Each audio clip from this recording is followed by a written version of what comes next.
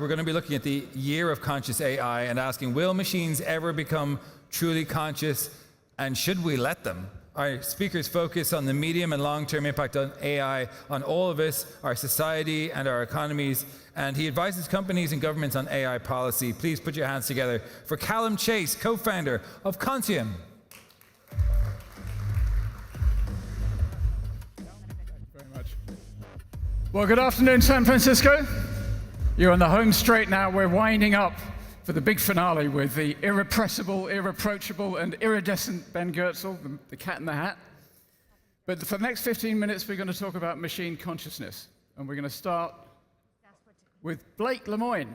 You probably all remember Blake Lemoine. He was the guy that Google fired in July 2022 because he kept on insisting that their early large language model, LaMDA, was conscious.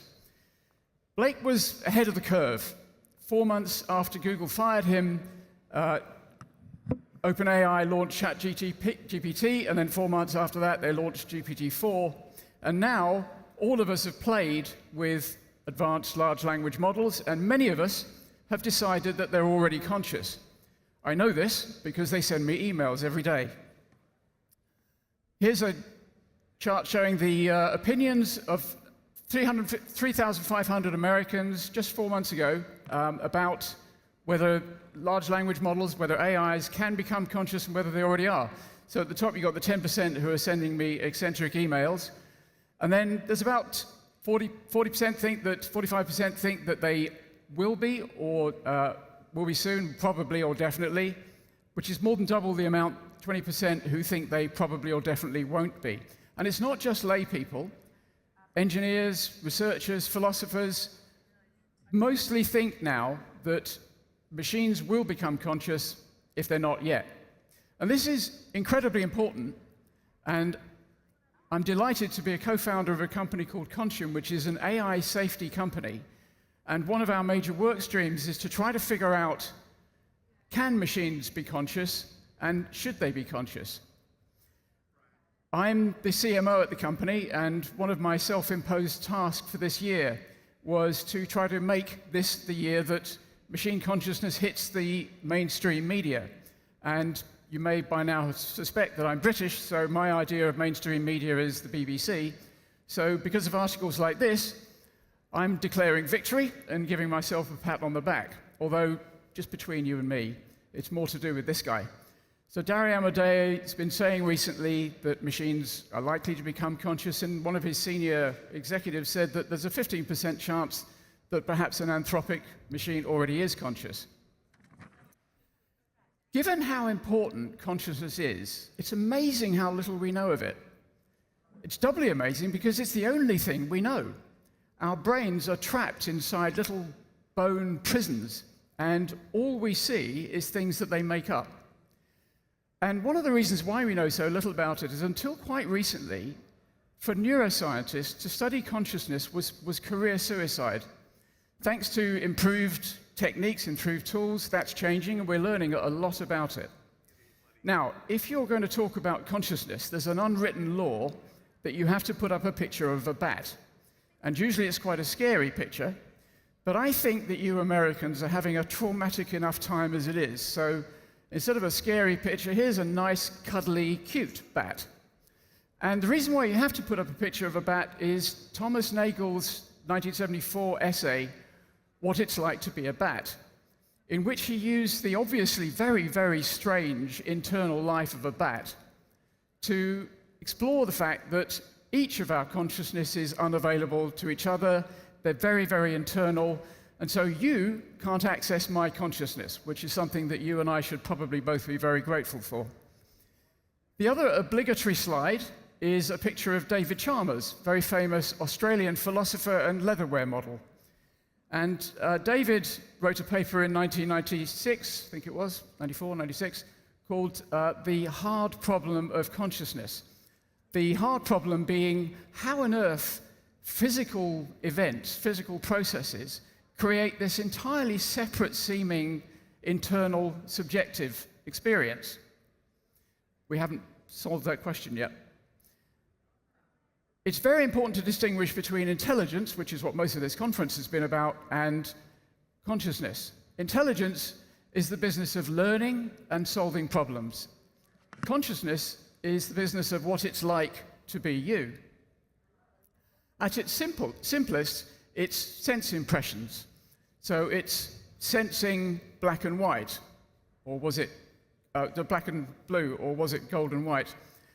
At a little higher level, it's understanding that you are separate from the rest of the universe, and indeed that there may be other conscious entities, and reflecting on your own consciousness. Now, I was going to talk a little bit about metaphysics and theories of consciousness. You need to get to grips with these if you want to understand consciousness. Metaphysics is what kind of stuff is there? Are there two types of stuff, consciousness and physical processes, or are they the same stuff? And then the scientific theories, there's actually about 80 of them. But my slot has been compressed slightly for the very good reason to make room for Senator Scott Wiener. So you're very lucky, you get let off this bit. And I'm going to go straight to 3 reasons why we should be very interested in whether machines can become conscious. The first is, if machines do become conscious, we will probably learn a lot about our consciousness by comparing and contrasting and asking them. The second reason to be interested in machine consciousness is a really big one. It's called mind crime. If we create conscious machines and we don't notice we've done it, or we deny it, then we will end up killing and enslaving conscious entities over and over again on a massive scale, and we may end up torturing them too. And that, on a whole series of layers, is obviously, with capital letters, a very bad idea. The third reason to be really interested in machine consciousness is this one.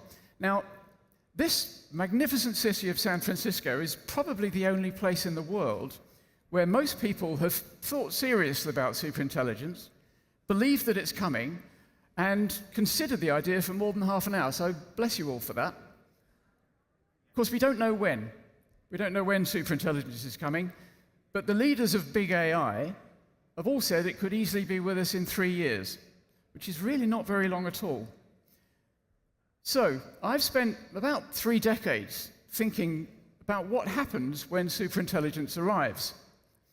And because of my misspent youth as a management consultant, I can't not have a 2x2 matrix and an alliterative acronym. So, ladies and gentlemen, welcome to the 4 C's of superintelligence. On the x-axis is whether the future is created by us, humans, or created by them, machines. And on the y-axis is whether it's a good thing or a bad thing. The bad outcome, which we humans create, is cease. So we stop making advanced AIs, which is what Stuart Russell, I think, wants us to do, and Max Tegmark and Joshua Bengio and many others. And it's actually a really good idea. I mean, if you're racing to make yourselves chimpanzees, maybe you should stop and think about it for a bit. But I really don't think we can. We could have a moratorium on advanced AIs. Let's say there's a Chernobyl-style catastrophe. A few thousand people are killed, and worldwide there's a horror about that, and a huge call for governments to stop the development of advanced AIs. What would happen? Well, Russia would cheat, North Korea would cheat, the mafia would cheat, quite a few terrorists would cheat, there's a few billionaires who would cheat, and because I'm British, obviously I think the French would cheat. So I'm afraid I don't think cease is possible. And I call it a bad outcome because we would lose all the fantastic upsides of advanced AI, such as ending war, poverty, and death. The good outcome that we cause is that we figure out how to control or constrain advanced AI. So this includes alignment. This means we have an entity which is 1,000 times smarter than us, 1,000,000 times smarter than us, and we tell it what to do forever. I think just expressing it shows it's highly implausible. Now, there are lots of people who are very much cleverer than me who are working on this, and I wish them Godspeed, but it just doesn't seem to me to be plausible, which means that our future is probably going to be dictated by the machines, and the scary version of that is catastrophe. There's quite a lot of people who think this is inevitable, and I don't agree with them. Eliezer Yudkowsky, who for the last 2 decades has been saying, stop, stop, stop, because it's all going to be terrible, has just come out with a book. The title is, If Anyone Builds It, We All Die.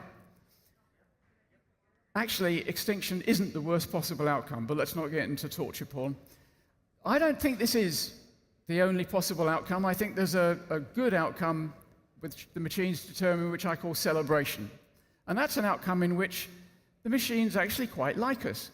And they think we're interesting. Perhaps they're grateful that we created them. Perhaps they like perhaps they just think we're interesting, and perhaps they really like the amount of data that we produce. Anyway, they decide to help us flourish. The $64 million question, or as Stuart was saying, the $64 trillion question, is can we nudge the outcome from catastrophe towards celebration? And I think possibly we can. I think possibly making them conscious might make that difference. Now, if you ask most people, should we make machines conscious, they'll go, hell no. And that's partly because they've seen the movie, and partly because they think conscious machines will have ideas and goals and wishes of their own, but that's a misapprehension. You don't have to be conscious to have those things. Machines already have goals, and they will adapt them and evolve them more and more as they get more sophisticated. I think conscious machines could have empathy. They will understand in a way that a non-conscious superintelligence could not what we mean when we say we're conscious, what we mean when we say, please don't make us suffer. Of course, they may decide to wipe us out anyway. It's very hard to predict the behavior of a godlike being. But I'm very drawn to this comment by Joscha Bach. Attempting to control highly advanced agentic systems far more powerful than ourselves is unlikely to succeed.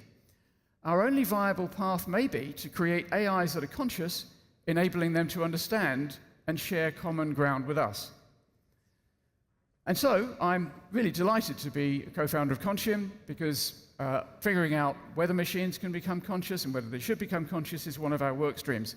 Unfortunately, there's probably no money in it, because creating conscious machines and then putting to work, that's called slavery. So we have other work streams, and one of them is verifying agentic AI. And in a second, I'm going to show you a short video which dramatizes the verification process for a very sophisticated agent. It's an agent which doesn't exist yet. Our verification service has 3 levels, L1, L2, and L3. And this is a video of an L3 agent being verified. The agent was designed to be a product manager, and it's in a simulation of an advertising agency which is working on the launch of a new product.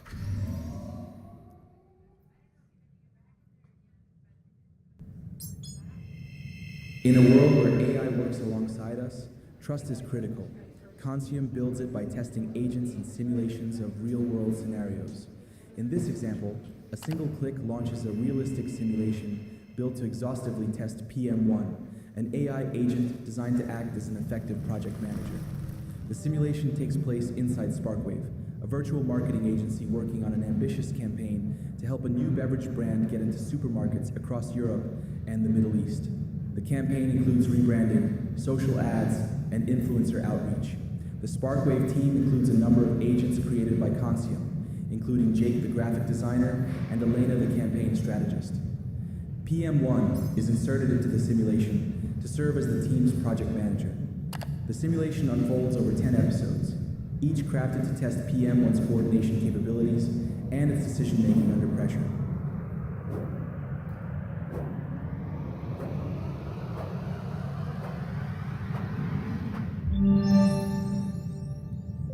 Once testing is complete, the user receives a notification. The report is ready.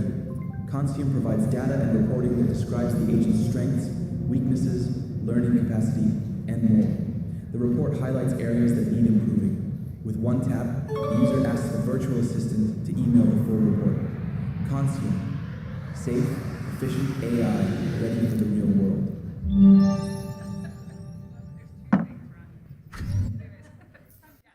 You all know that this is the year of AI agents. This conference has been dominated by it. And in the next year or 2 or 3, there's going to be billions of AI agents running around the world, carrying out transactions for us, spending our money. It's really important that we are confident that they will do what we want them to do and not do what we don't want them to do. And to do that, we have to verify them. And we are invested in by WPP, one of the world's large media groups, and they have already produced about 30,000 agents. They're quite simple agents at this stage. We have an agreement with them, a partnership with them, that we're going to be verifying their more sophisticated agents, and then we'll be rolling that out to other companies in due course. We think this is going to be a very big industry and a very important industry. So, conscious machines, AI agent verification, AI safety. These are very exciting times. Thank you very much.